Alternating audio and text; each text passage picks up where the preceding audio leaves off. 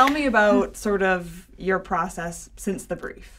When I left the brief, the image that really stuck in my head was the image of the bubbles and the effervescence of the Prosecco. I was really surprised, and actually pleasantly surprised, that the client is Bottega. It's a beverage, and I think I mentioned that the last time we were meeting.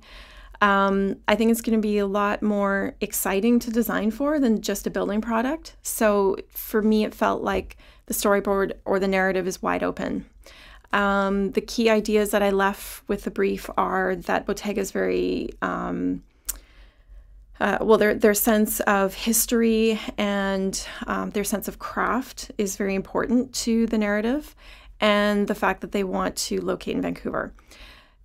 While we were speaking at the brief and I was introduced to the product, watching the Prosecco kind of bubble in the glass was kind of inspiring to me.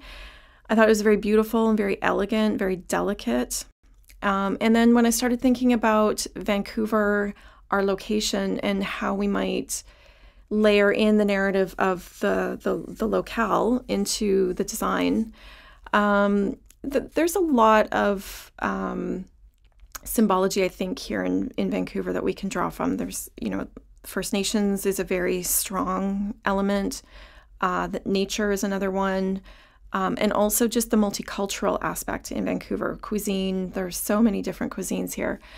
But what really kind of resonated with me, I think, is just the beauty of our natural landscape. And our particular landscape, we have the ocean, and we have the mountains, and where those two meet is the coastline. So for me, the coastline is really where I'm starting. And my family and I took a recent camping trip to Point Roberts, and while we sat on the beach at night watching the sunset, just kind of observing the irregularity of the coastline. It's a true fractal, if I can call it that.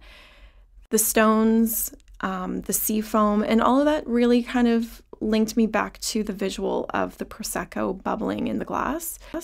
So I thought that was maybe a really kind of beautiful and elegant way to kind of bring the two together. So I'm thinking that the concept is really going to be developed from this idea of what the Vancouver, the British Columbia coastline is like in that experience. In terms of materiality, I think really local materials, things that are easily sourced but used in a really beautiful way. The bubbles and the effervescence of the beverage were really strong images for me.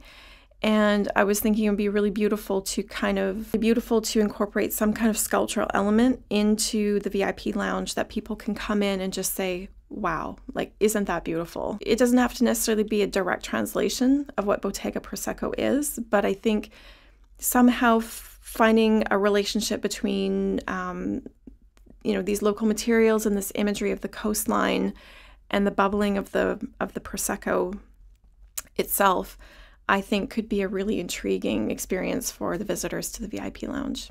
So just in general, how does inspiration, what role does that play? How does it affect your process? I mean, inspiration is really just the seed. And once I have that initial idea, or it could just be a visual or even just a feeling, and then I sit and I really think about it for a while, and when I'm going to sleep at night, it's something that I'm thinking about and trying to see how that might grow and develop, and what other things or experiences I've had that I can kind of bring to that idea. And in this case, I've been inspired by quite a few artists that are doing some really amazing installations. Tara Donovan is one of them, and I'm absolutely in admiration of her installations. She uses everyday objects and she puts them together in the most beautiful way. They become something more than just the cup. It's not something you would ever think to experience with a plastic cup. So I think what I'd really like to draw on that kind of process and think about our West Coast materials, everyday objects that we see all of the time, and we may not give them a second glance, or we're just so used to seeing them in a certain way, like stones are on the beach, wood is on a house, that kind of idea. So how can we use our local materials in a different way that creates awe and inspiration to the people that come and experience that? I think I have a specific process. I do try to draw a lot on my experiences with traveling. I've lived abroad a couple of times. Japan is one country that I've spent a lot of time in. I get a lot of inspiration out of Japanese craft and technique and history, culture, and art. I'm also very connected to Cuba. My husband is Cuban, and I've spent a lot of time there as well. There's something about the ingenuity of the way people live that I also draw on a lot, and not relying on things that are made perfectly or they're the most expensive or the brand new top of the line models of, the year coming, because in Cuba everything is extremely old and everybody there uses things to their advantage, and they reinvent things all the time. I was really surprised at the project brief when I left, how I went in there not knowing who the client is or what I would be designing. I was delightfully surprised that it was just the simplicity of the bubbles in the beverage that inspired me. And as I was leaving the meeting and kind of reassessing the day, it was kind of a fast day, and a lot of things that were unexpected kind of came my way. But really, when I left at the end of the day, it was just the simplicity of the bubbles in the beverage that I thought was so beautiful, and I really wanted to try and capture that. So that's what I've been trying to build off of. I think keeping it simple is going to be really key here. I don't want to use a lot of materials or a lot of different languages. So I think the simplicity is really going to be where the beauty comes from. Now, you mentioned Tara Donovan's sculptures. Are there any other specific sort of artists or other designers that you've been looking at or have stumbled across for direct inspiration? When we think about other West Coast materials, stones and wood come to mind, seashells, but also fishing industry, the logging industry. So there's paper, fishing nets. I've been kind of pondering over all of these different elements. So if I think of Tara Donovan, who's using everyday objects in really beautiful ways, how could we use like a fishing net or paper in a really different or unexpected way? And I've been looking at the work of Ernesto Neto, and he does really beautiful installations using all kinds of natural materials and webbing. And in addition to seeing the beauty of his work, he actually invites people to interact with his work. And I encourage you to look at some images of his work, and you'll see what I mean. It's hard to describe in words. And I think that's a really key point, that I'm doing my best to try to describe my concept and process to you. But I think at the end of the day, what I really want, the way I think the project's going to be successful, is people walk into the VIP lounge and think, wow, what a beautiful space. Are you trying to capture a feeling? Is that part of it too? Yeah, I think the feeling, I took a recent camping trip to the beach in Point Roberts, which is not too far from Vancouver. And I discovered the most amazing beach pavilions there. They were built in the early 1970s. They haven't been changed since then. And essentially they're there between sort of the land and the beach, this kind of interstitial area where people can sit and picnic, get shelter from the rain or the sun or the elements. And what's really beautiful about them is on the coast side, all of the wood is extremely weathered. It's all grayed and knotty. And on the opposite side, where you would be seeking shelter or actually experiencing the space, it's all been painted white on the inside. And I really like that duality. So I think what I'm trying to develop with the lounge is that on the exterior we have this really rough wood, and it looks like it's been there for a long time, and it's really weathered, and it's been adapted by the natural elements. But then when you walk inside, you experience this very serene and beautiful space, almost like the inside the bottle is where the gold is, right? So I think that's what I'm trying to bring to that experience. So Andrea, we talked about a few artists that have been inspiring. Any other artists or textiles or furniture design elements that you've come across that have inspired you in this concept? Yeah, through the course of my career and my studies in architecture school, I've always drawn on Hiroshi Teshigahara. He's a Japanese installation artist, also a director. He's got a lot of very famous films in his career. When I lived in Japan, I studied flower arrangement, and there are different schools of flower arrangement. One is Sogetsu, And that's the school that I studied. Hiroshi Teshigahara, his father, is actually the founder of the Sogetsu style of flower arrangement. And Hiroshi Teshigahara has the most amazing installations, and all he uses is bamboo. So he's taking a local material that's prevalent throughout Japan, and he's using it in the most beautiful way. And it's at the scale of a room or even larger. So the human body can actually experience this. So with flower arrangement, it's something that you're not experiencing physically. It's more of a beautiful thing that you're looking at and receiving inspiration from. But with his full-scale installations, you can actually walk through and experience what this kind of beautiful and elegant arrangement creates. And I think it just... I've drawn on him a lot for a lot of my architectural inspiration, and I think his work is outstanding. When I was thinking about this kind of main sculptural element that I think will also include lighting, I decided to contact Matthew McCormick. He's a local lighting designer and fabricator here in Vancouver, and he's doing some really amazing work. So we've had a couple of meetings already to discuss how we might translate this sort of bubble idea and this illumination into the booth, into the VIP lounge. And he has since introduced me to Lock and Mortis, Ryan and Joey, who have a lot of experience with carpentry, renovations, stage production and design and build. And they have their finger on a lot of the local resources that have reclaimed wood. So they've already started sending me images that they've been sourcing for me. So we're definitely going to be using a lot of reclaimed wood. So that's our local material. It's already weathered. Matthew's going to be responsible for the key lighting element, and the bubble idea is starting to kind of like resonate with both of us, and I think we're going to see that translate really well into the lighting element of the lounge. And with fabrics, I'm working with a client right now who doesn't live in Vancouver, but they're renovating their Vancouver vacation property.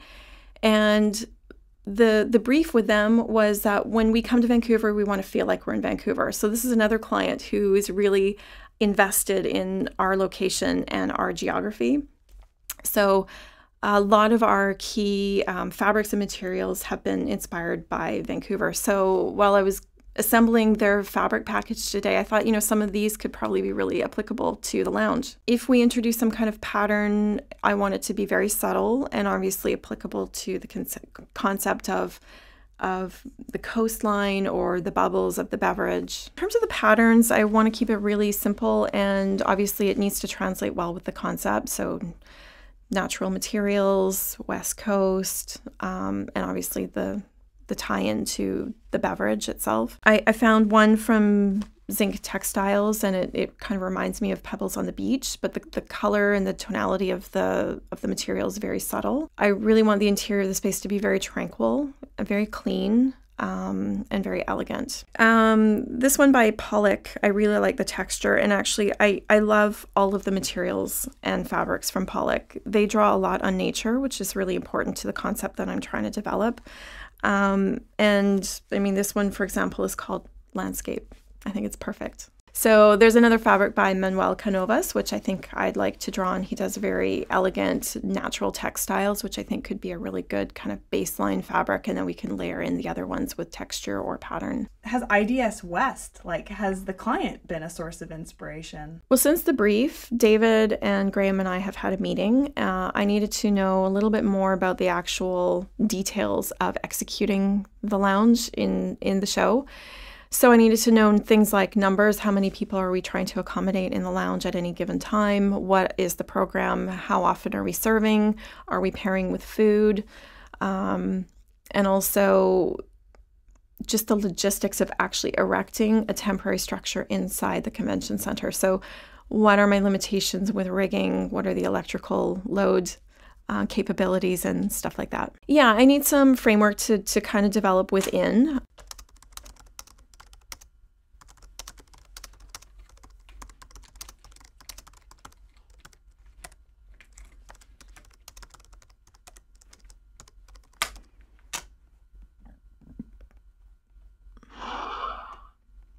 what I really like about the work of Hiroshi Teshigahara is that he's taken the scale of flower arrangement and he's amplified it into the human scale. So he's actually creating sculptures that are essentially flower arrangement that people can actually enter, experience, and pass through. And I think that's a really important concept that I'd like to implement into the VIP lounge. I think that what he's really done is he's taken a visual art form and made it into architecture. And I think that's something that I'm very passionate about and something that I would really like to see come to life with the VIP lounge. I don't want it to just look beautiful.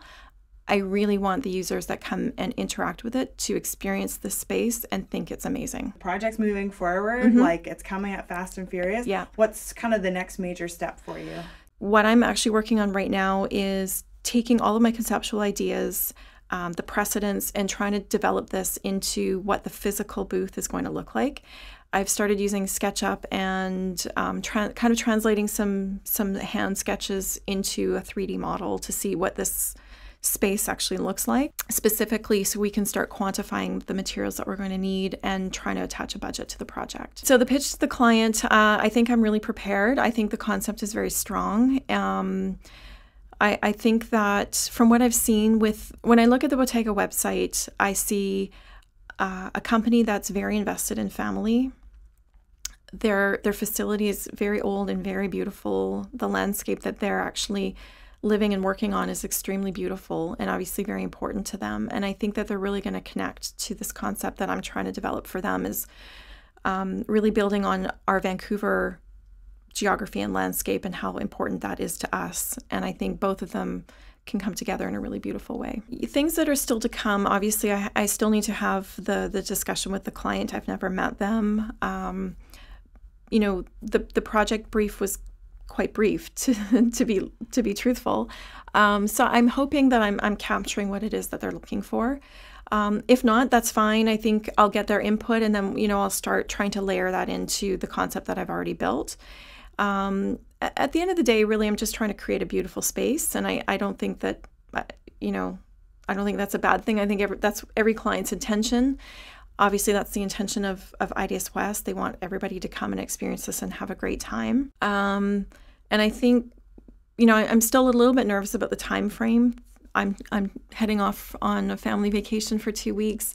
So I'm leaving Matthew and Joey and Ryan kind of in charge to start researching things on their end. So when I get back, I've actually got materials to look at, designs to think about. Matthew might have a small prototype of the light that we're going to try to work on. That will be ready for me to look at. So I think once I get back, and my job is to to get the drawings ready so that we have something to actually look at physically. And then the three of us will kind of take off and set our schedule. It's going to be very fast. The other thing that's a little bit unknown for me is what the actual spending budget is. I'm not quite sure. And it's hard because Ryan and Joey are out there looking for materials for the use of the booth. Naturally, we're trying to envision how these materials might be used later on. We don't want to be wasteful. I know in their actual production company, they'll be able to use a lot of the wood again in other jobs. And, if the client does, in fact, proceed and we embark on the wine bar project here in Vancouver, I'm confident that the lights that we design for the VIP lounge will actually be able to be implemented into the real bar.